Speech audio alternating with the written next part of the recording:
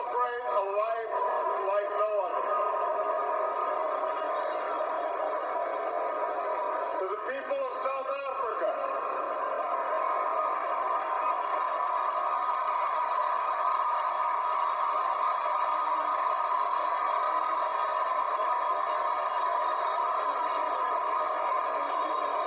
people of every race and every walk of life, the world thanks you for sharing Nelson Mandela with us. His struggle was your struggle. His triumph was your triumph. Your dignity and your hope found expression in his life, and your freedom, your democracy, is his cherished legacy.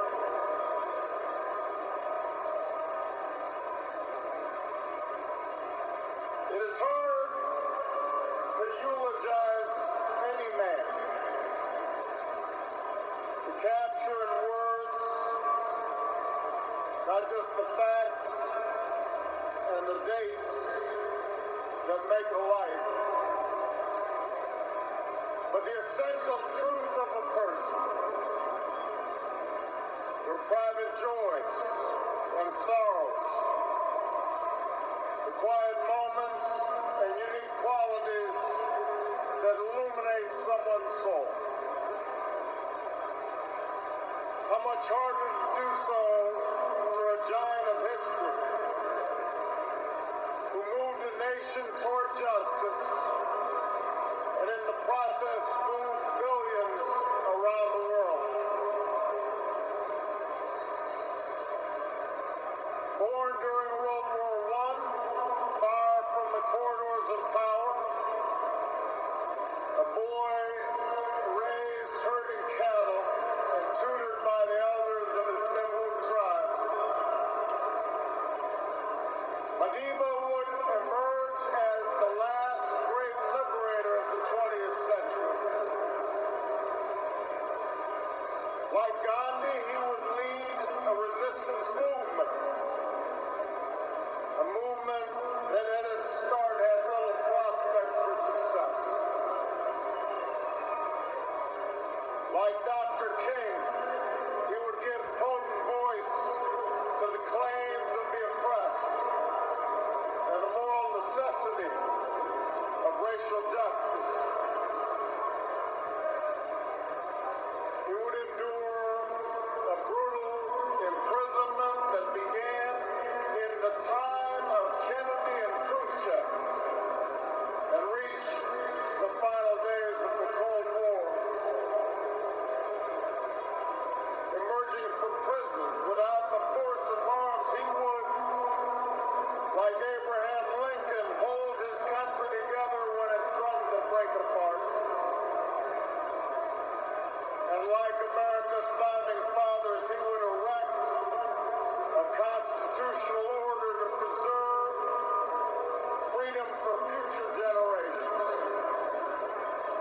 a commitment to democracy and rule of law, ratified not only by his election, but by his willingness to step down from power after only one term.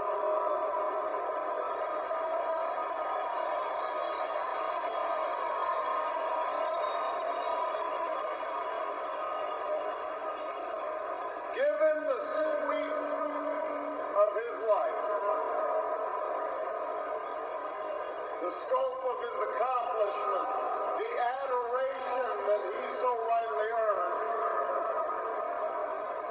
it's tempting, I think, to remember Nelson Mandela as an icon, smiling and serene, detached from the tawdry affairs of lesser men.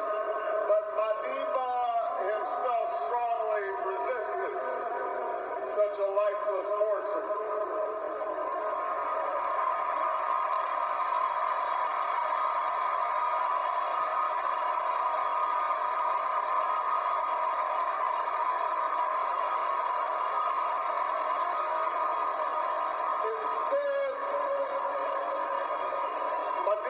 insisted on sharing with us his doubts and his fears, his miscalculations, along with his victories. I am not a saint, he said, unless you think of a saint as a sinner who keeps on trying. It was precisely because he could admit to imperfection, because he could be so full of good humor, even mischief, despite the heavy burdens that he carried, that we loved him so. He was not a bust made of marble. He was a man of flesh and blood, a son and a husband, a father and a friend. And that's why we learn so much from him, and that's why we can learn from him still. For nothing he achieved was inevitable. In the arc of his life, we see a man who earned his place in history through struggle and shrewdness and persistence and faith. He tells us what is possible, not just in the pages of history books, but in our own lives as well.